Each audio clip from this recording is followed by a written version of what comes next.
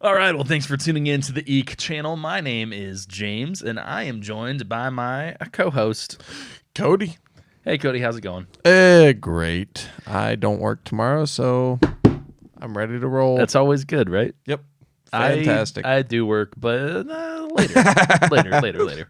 Yeah. I don't really need to be kind of like out of the house until like 9:30. Oh, that's not maybe. even working. It's nothing. That's not even It's working. nothing. It's great. So this is a Eek review. This week we watched the new Child's Play. I say new. It's not necessarily a new movie at this point, but it's the newest Child's Play. One, I feel like, in the realm of Child's Play. Well, when we talk about, franchises like this, I mean they're pumping content. It felt like for a while. Oh, man. And then we got We'll get into a little bit of that. Yeah, we got a pause, and now we have the newest incarnation. Yep. That's where I'll stop for now. Yeah. So. All right, let me go ahead and read the old back of the box here. After moving to a new city, Andy Barkley receives a special present from his mother, a seemingly innocent Buddy doll that becomes his best friend. When the doll suddenly takes on a life of its own, Andy invites... Wait, nope. When the doll suddenly takes on a life of its own, Andy unites with other neighborhood children to stop the sinister toy from wreaking bloody havoc. Love it. Hey, it's a Child's Play. To Child's Play. Let's all go to the lobby. Let's all go to the lobby. Let's all go to the lobby to get ourselves a treat. And now for our feature presentation. All right, everybody, and we are back. And we're back. Coming at you with our thoughts on Child's Play Here we go. 2019. Let me kick us off here. Kick. It is currently sitting at a 63% on Rotten Tomatoes, the old Nuggetometer meter. Which I would like to just chime in. At least for those who don't know, I'm a high school teacher. And in my grading scale, that is technically passing. Technically. They would get credit for this. So we're on the 10-point scale, which is Yep. 190s an A. I like that one better. I do too. I was raised with the 7 to 8 point scale. I think at the point when I was in high school, like, teachers did it differently. Yeah. Like, it wasn't like, hey, everyone do this shit. It Yeah. was like, some were on that one, and I didn't like that one because I get a 63, it'd be failing. Yeah. But if I got a 63 in this other class, it'd be passing. So my high school history teacher, his name was Mr. Harness, and he was on his own scale, which meant if you didn't get the grade that you liked, you just went and told him, and then he'd get a little flustered because he was the guy with the beer cans in the back of his car. Like, everybody knew that it was a joke. Well, and then you have yeah. those try-hard high school teachers who are already grading on a curve, and it's like, guys, chill the fuck out. Yeah. Like, Yeah. give us a break. Actually, we're getting on a weird tangent, but I heard my neighbor teacher was like, "What, you think life grades on a curve?" Like, literally, I heard that quote out of his classroom. It was in passing, and I was like, "Yes, life does not grade on a curve. Life grades you harshly. Does not grade. If you suck, you suck. If you suck, you lose your job, you lose your family, you lose your kids. Sorry, if this is getting too deep. Oh, man. I'm sorry. Too far. That's darker too than the far, movie ever Too got. far. Okay, and we're back. And we're back. Okay, so we're going to get into a little bit of kind of industry mumbo jumbo here. So the original creator of Child's Play, this guy, Don Mancini. Okay. He wrote, and I believe directed, maybe not directed, he definitely wrote every Child's Play to date. Okay. Every Chucky movie to date. Interesting. Yeah. Before this one. So this guy created an IP, and like he fucking stuck it through. You can say whatever you want about where the series goes. Like, that's a whole different conversation about where the franchise ends up and like twists and turns that happen. But like, this was his baby. Yeah. Now, where things get a little weird is Universal still has the rights to make a Child's Play movie.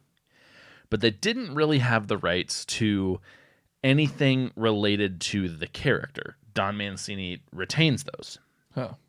So that's why we end up with this weird movie that's kind of a reboot, and the doll's name is Chucky, and the boy's name is Andy, but really doesn't have anything in common with the rest of the films. They actually couldn't use a lot of the story beats. They couldn't how a lot of times in horror reboots they'll like redo a kill. Yeah. They weren't allowed to do any of that for this movie. Interesting. Which was weird because this movie could have been Halloween 2018 for the Child's Play series. It could have been that. But because they didn't have rights to kind of do this like new interpretation greatest hits, they end up having to kind of go off script. And then, I mean, we'll get into it later, but then by the time you've gone off script that much, like, why is it a Child's Play movie? Whatever. Yeah. So Weird. Don Mancini is not involved with this film whatsoever. Oh. Not even a little bit. No one from any of the original Chucky movies have any say in what happened with this project. And what's weird about that is they are currently making a direct-to-streaming TV series that still follows the original Chucky timeline. After I think the last one was Cult of Chucky. That it's still set with that universe. So the original Chucky timeline is still continuing, but under the name Chucky, and then the new rebooted series is Child's Play. Interesting. Which I think that if you've seen many of these films at all, you definitely see around Child's Play 3 is really kind of the defining point. You see a split. Yeah. This isn't Child's Play anymore. And then after Child's Play 3, they're not called Child's Play. Right. They're called Chucky movies. There's Bride of Chucky, Seed of Chucky, Cult of Chucky, all the Chuckies. And you really see that shift in Child's Play 3. So I kind of get that aspect of it. Yeah. But still, it leads you into, well, then why is this called Child's Play at all, other than to say, hey, we're rebooting something from the 80s that people loved. Yeah, and I feel like I don't know, like it gives you a false sense of what to expect. I mean, true. I feel like we experienced that. We're kind of coming fresh off the viewing, and a lot of us.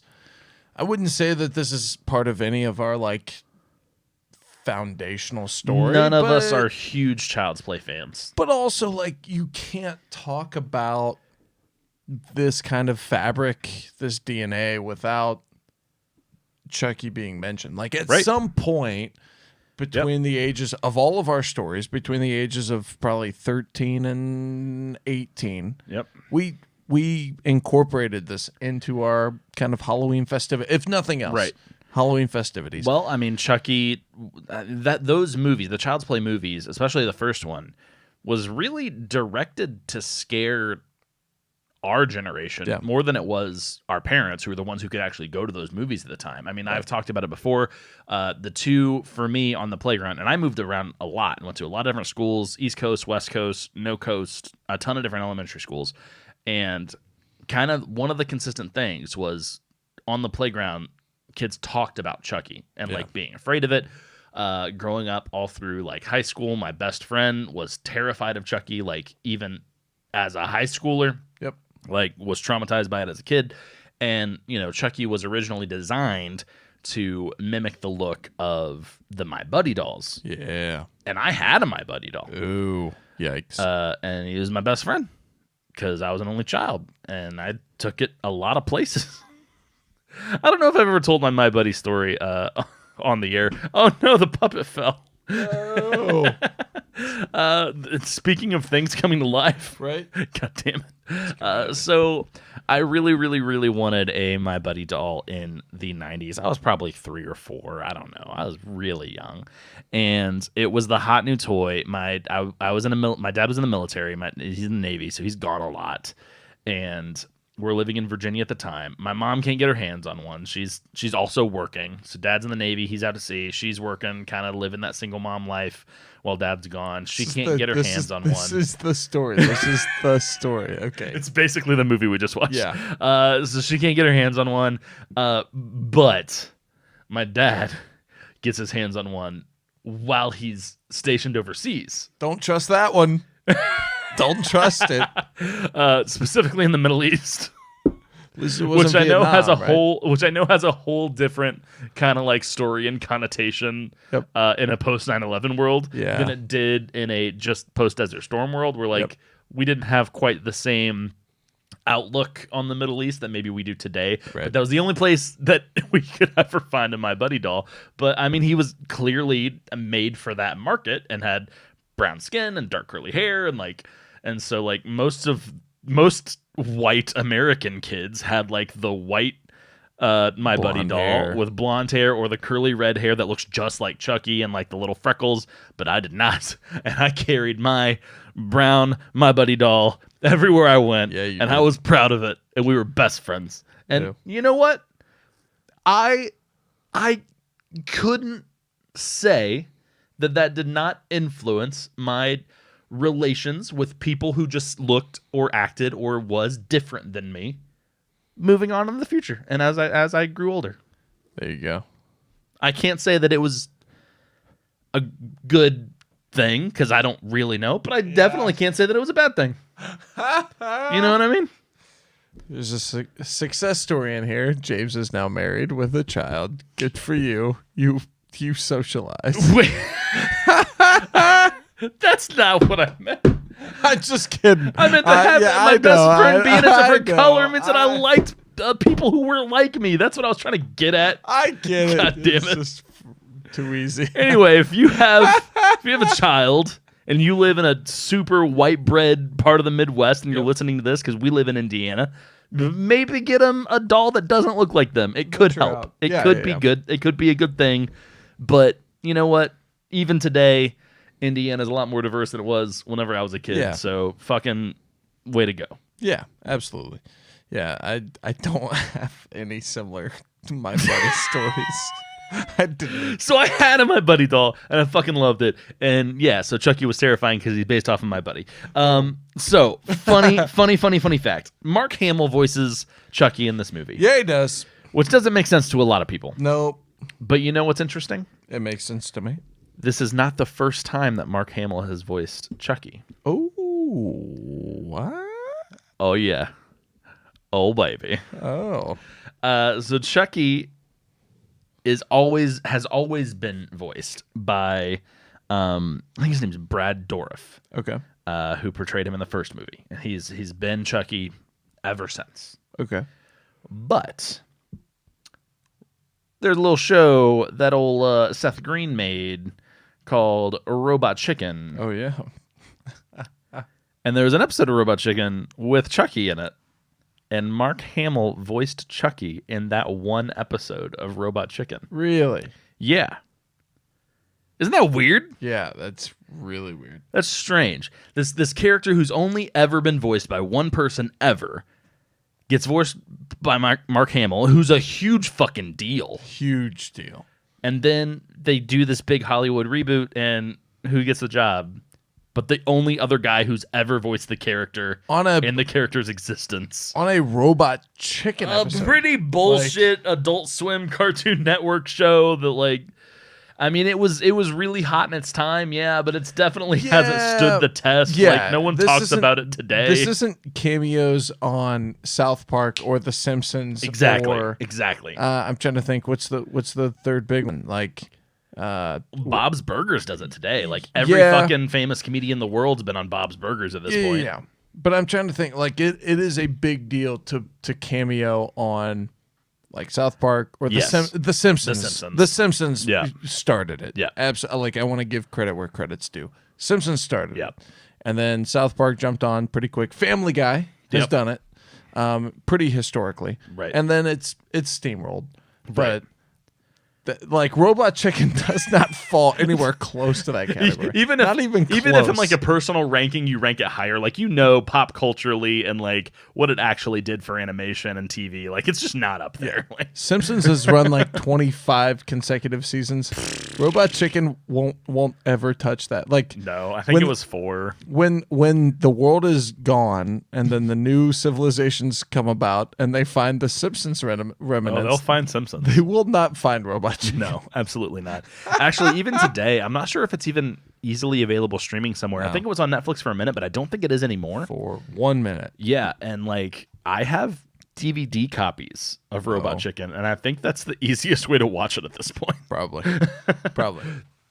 All right, so this movie was also released the same day as Toy Story 4, which is also about toys that come to life. Yeah. And it's also about a kid named Andy. Yeah, so I really did appreciate, as maybe over the top or cheesy as some of the promos got. The ads for this movie are better than the movie. I did like them. And like Mark Hamill, so if you don't follow Mark Hamill on social media, this is certainly not a shameless plug to promote someone else's brand. Might as well. Who cares? But I feel like if you know anything about him, he's just he seems like a good guy. Yeah. He seems like a guy that, like, there are a lot of celebrities. I'm a sports guy. I'm a movie guy. I'm a political figure guy. And there's a lot of people out there that you recognize as very interesting. And I would never in a million years want to hang out with that person. Yeah. So many times it seemed like douchebags or just way too into themselves. Yep. Like all that kind of thing. And he does not fall into that category. Oh, never. He seems like the guy who you would hope would come to your very weird and small Halloween party. Like, he would fit right in. And he loves his animals. Almost like a Bill Murray type. Yeah. Oh, for sure. Yep. And he loves his animals, which I thought was really strange that, like, he technically choked a cat in this movie. Like, he is a humanitarian. Yeah. No, that's good. And so, but also, just other facets to him. One of them is he loves kind of this ironic humor. Yeah. And he posts it all the time. I'm not on anything other than Instagram, but he posts it all the time. Star Wars related. He's got a pretty sick Twitter feed too. And and dude, the promos for this were incredible. I mean, like the so wiener funny. dog was like cut in half once. Yep. Mr. Potato Head was like I think like a baked potato at one point. Yep. It was Woody got fucked up. Yep. It was great, and it was good. It was smart. Yeah. It was whoever that marketing person was. Good fucking job. I hope you got a raise or promotion, both something, because it was good. And it was consistent for like a month. Yeah, like it was leading like up to it. Every put another day, every poster few out. days. It was, and that's kind of how they looked. Were like theater posters. Yep. It was really good. It was cool. I like that a lot. So the basic idea of this movie, so Child's Play obviously is a Toys to Life type franchise. In the original, there is a serial killer who through a voodoo spell, puts his soul into a good guy doll, which becomes Chucky, and then, hijinks ensue. This movie really zags. Hard. No voodoo, no serial killer. Nope. That puts a soul into the doll. The doll is basically this AI doll that seems to be malfunctioning in some way, and basically learns some things and then just interprets the information incorrectly. Yep. Much of the movie, our Chucky is kind of sympathetic. Oh, the majority of the movie. Yeah. Like we see scenes where, and I feel like for some reason we all have this. I don't want to say we all. I have this. I'll speak for myself. I won't speak for anybody else.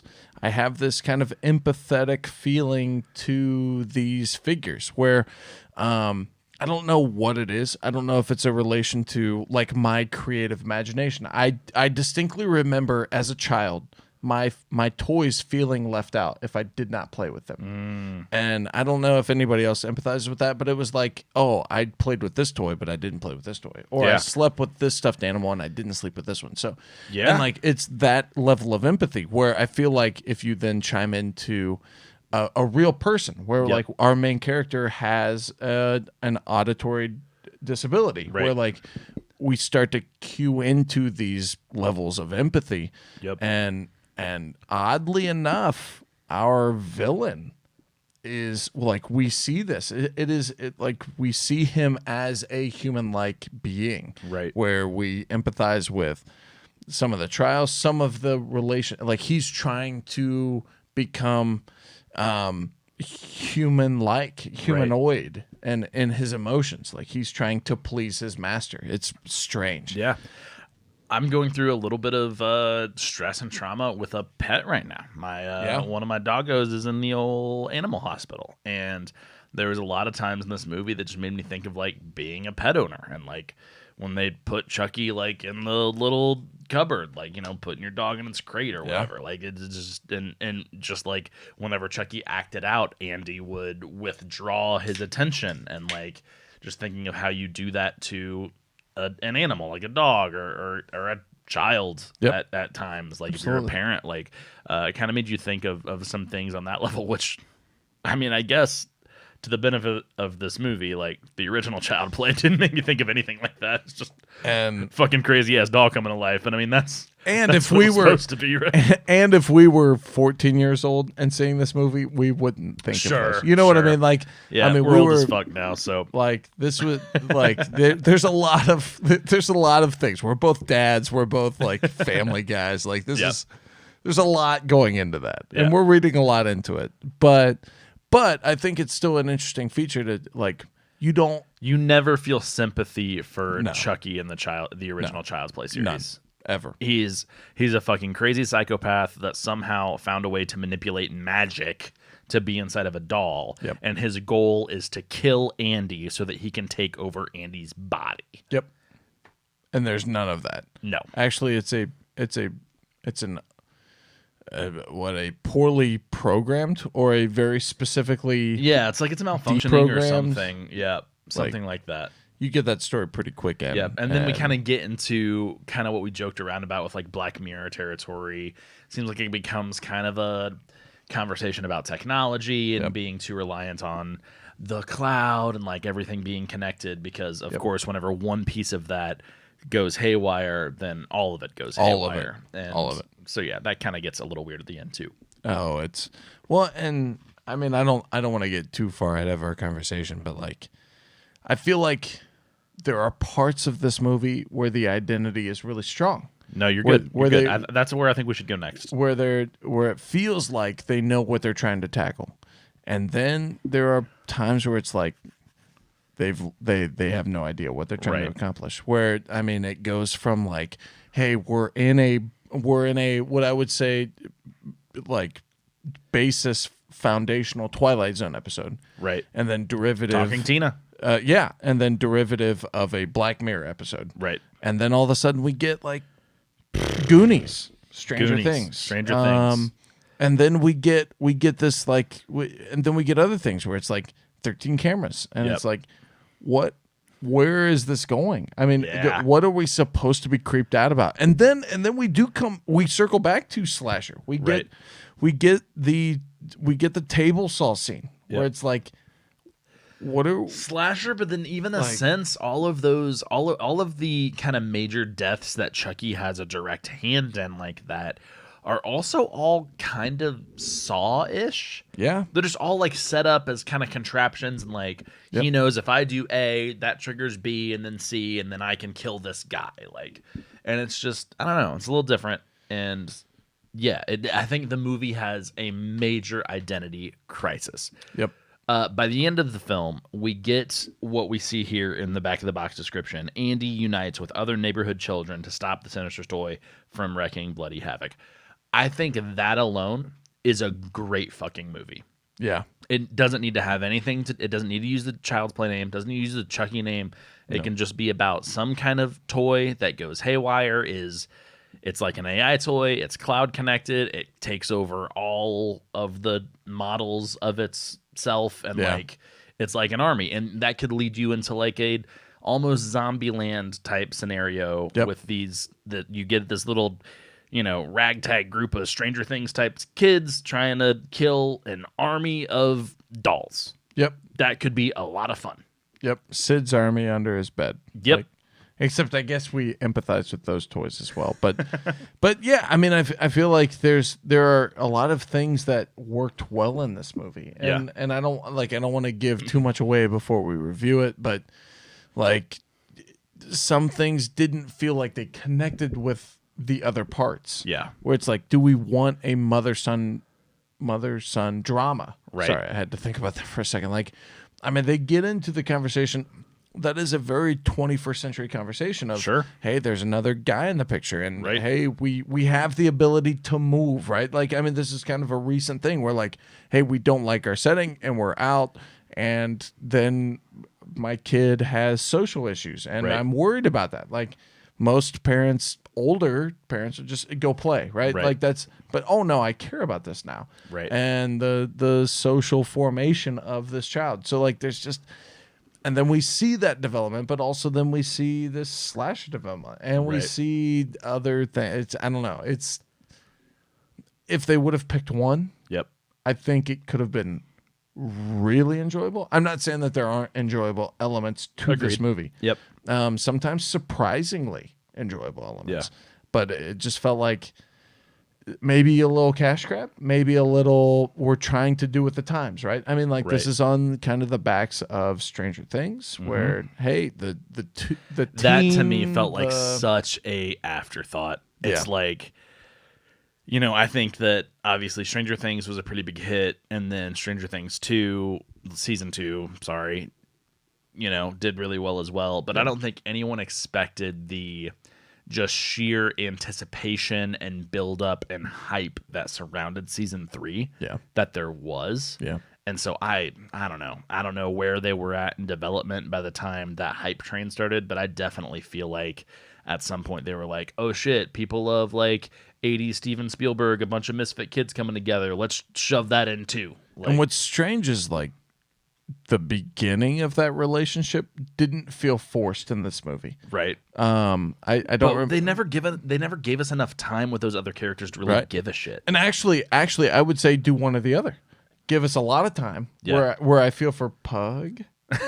Is that his name? Pug or Puck, or maybe his name's just Fuck. We don't know. We don't know.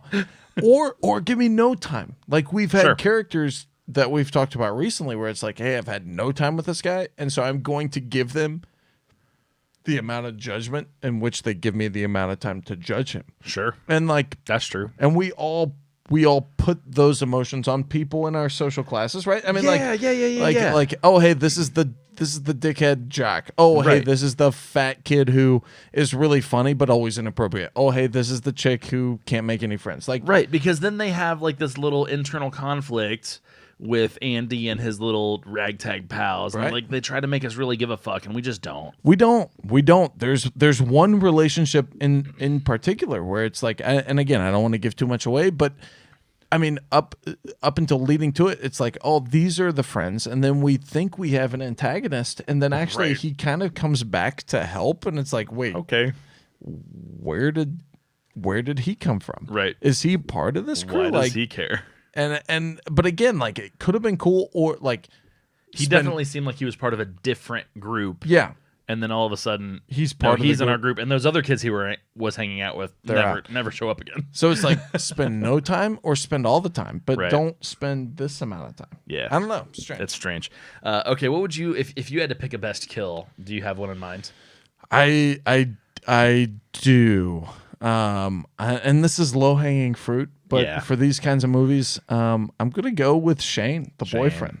They just give you every reason to fucking hate this guy. Yeah, and I feel And, like and you feel guilty about saying that's the best kill because they set you up Yeah. to tell you it's the best kill. they do, and they clearly focus a lot. You could go. There's not a ton of kills in this. There's not. And there are others that you could pinpoint and say like this is the one that's most interesting. This is the one that we didn't see coming. Right.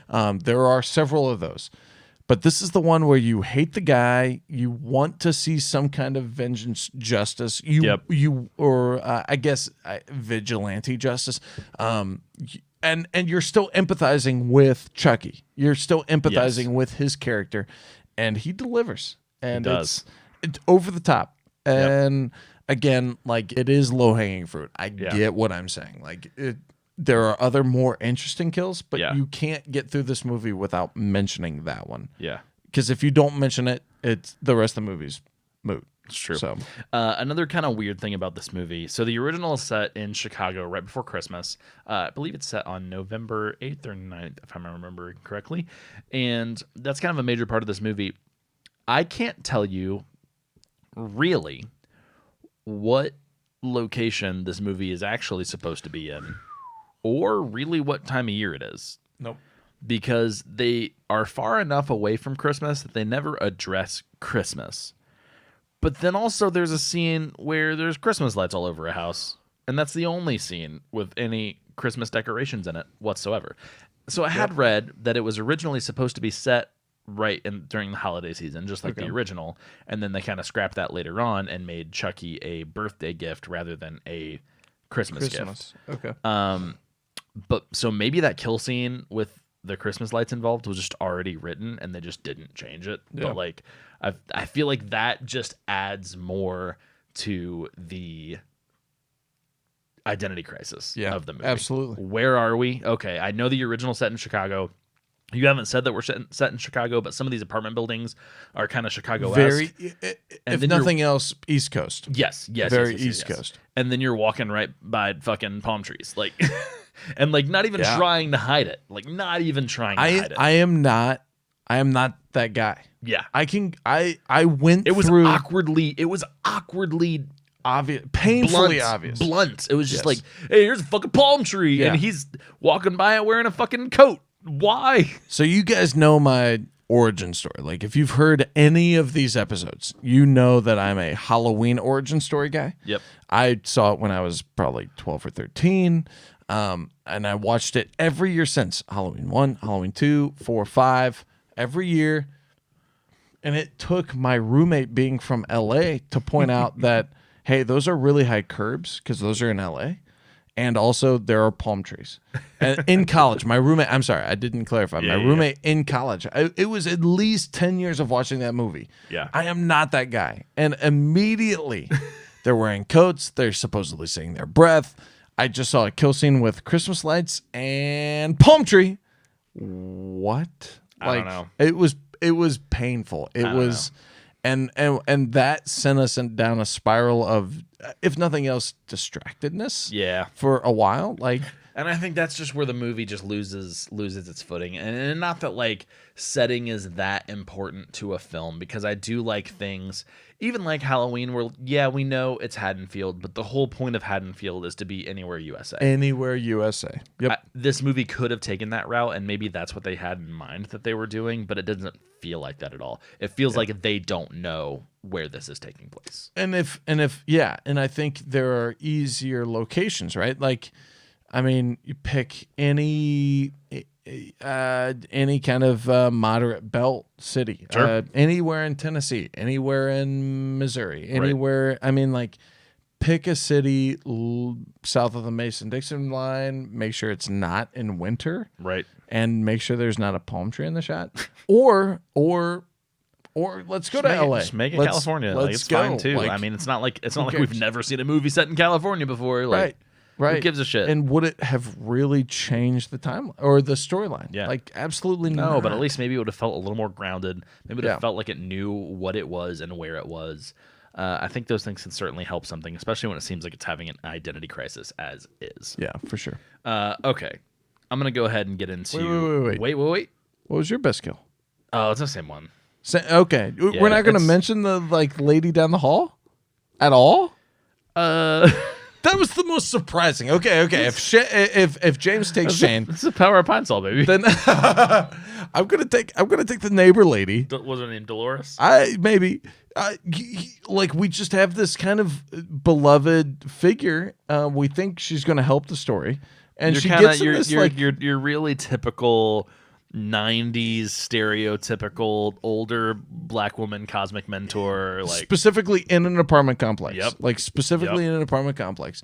And like you don't think, I don't want to say that you don't think anything's going to happen to you. You don't really think she's going to be a primary focus of any part of the storyline. That's true. Like, she's going to be the comedic timing, right? Really, like the sweet old lady that pops out of her apartment and says something funny sometimes. And like when somebody's getting shot, no, that's not. No, when someone's getting like, I mean, if it really is taking place in Chicago, yeah. Like when Chucky is like making his grand surprise, she's like getting her mail or taking a pie out of the oven, like. But like she gets her own. She gets it. She makes the mistake. She makes the mistake of telling Andy that you're my new best friend. Yep. And Chucky does not like that. It was good.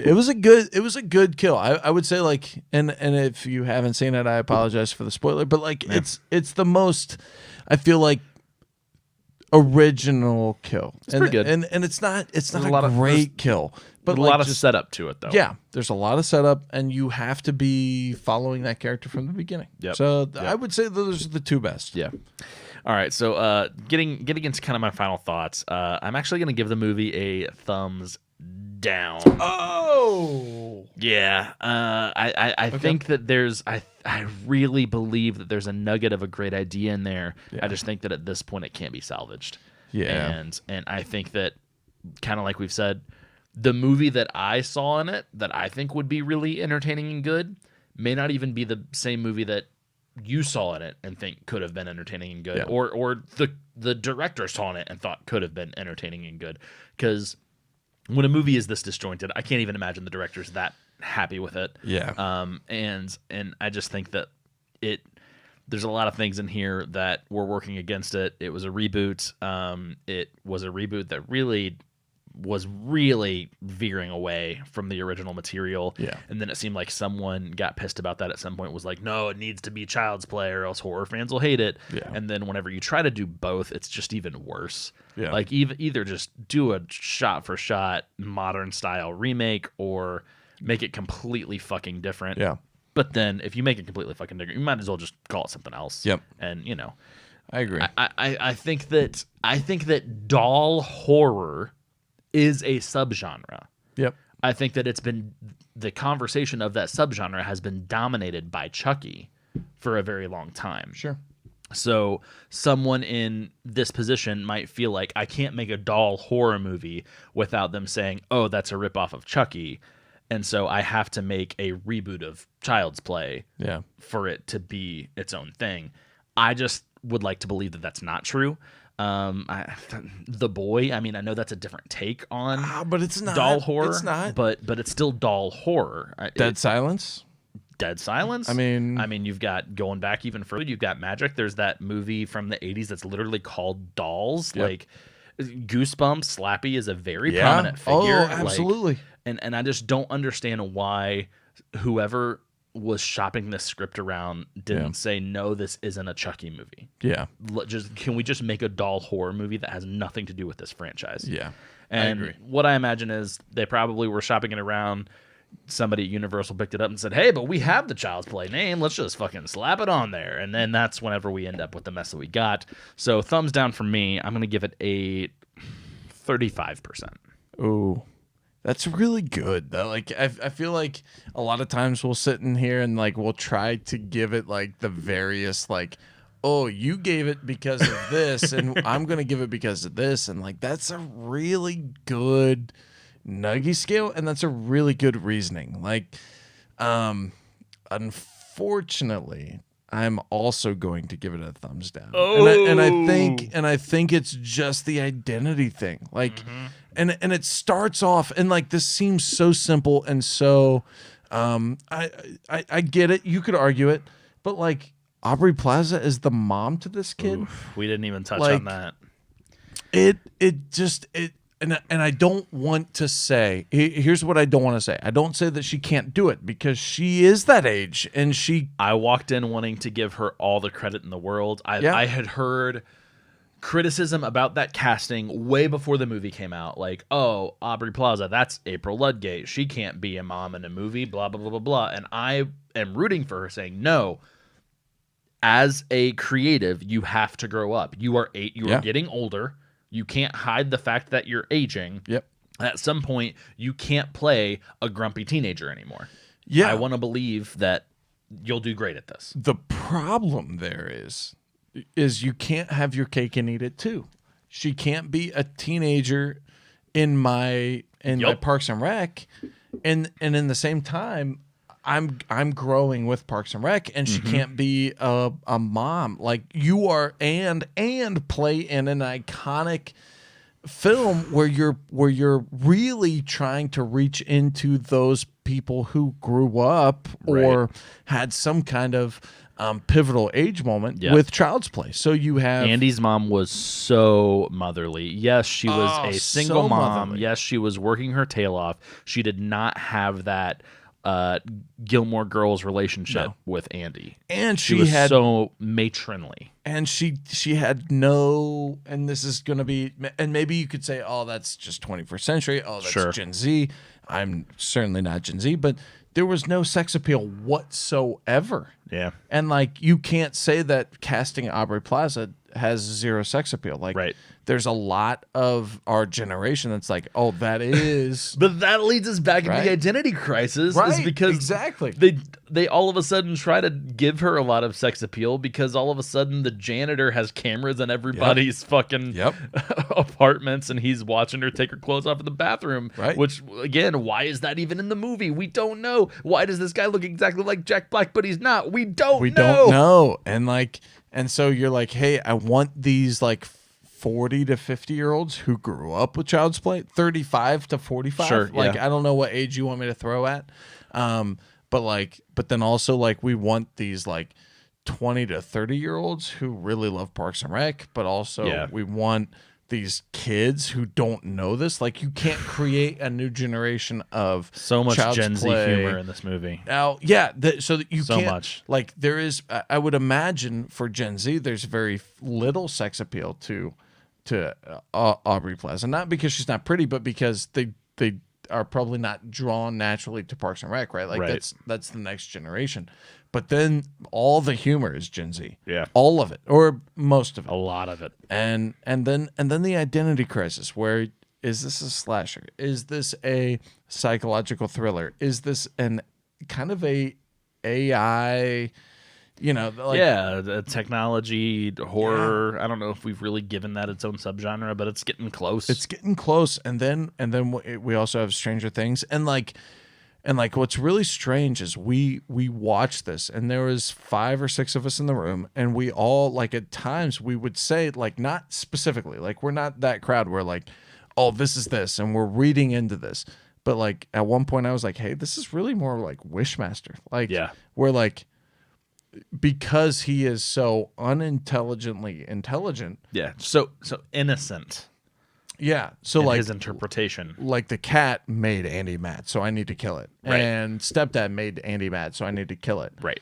And then all of a sudden, then we have Puppet Master, which like we have talked about quite a bit, but we definitely have Puppet Master vibes. And it's just, it's an identity crisis. It's a mess of a movie. And if you really want to, we laughed.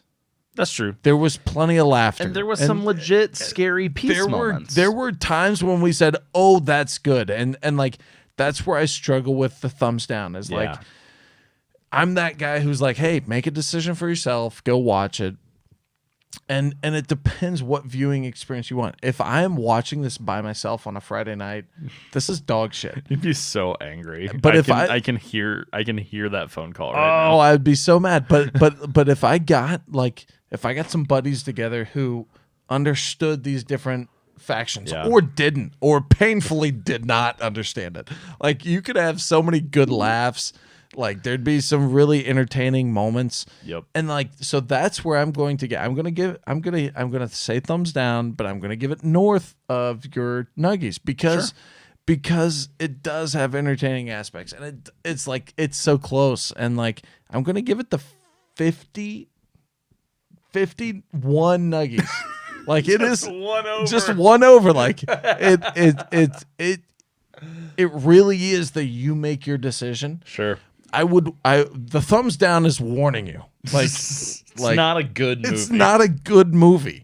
But if you're interested, if it catches your attention, like, Mark Hamill is an endearing character. Absolutely. Aubrey Plaza is an endearing character. Paperboy from Atlanta. I don't know his wish we name. knew his name. That's I so wish stupid. we talk about Atlanta all the time. We both love Atlanta. How do we yeah. not know this guy's name?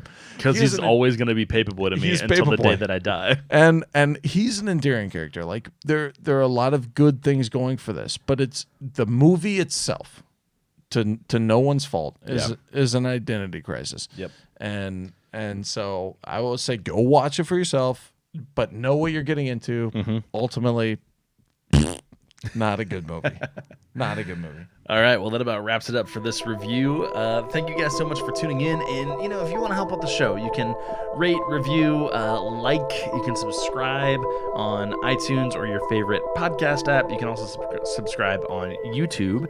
And, just if you don't want to do any of that stuff, don't do any of the internet things. If you don't want to, don't do it. It's fine. Just tell a friend maybe they should check out the show. That's good enough for me. Because your word of mouth is like everything. It's the best thing in the world.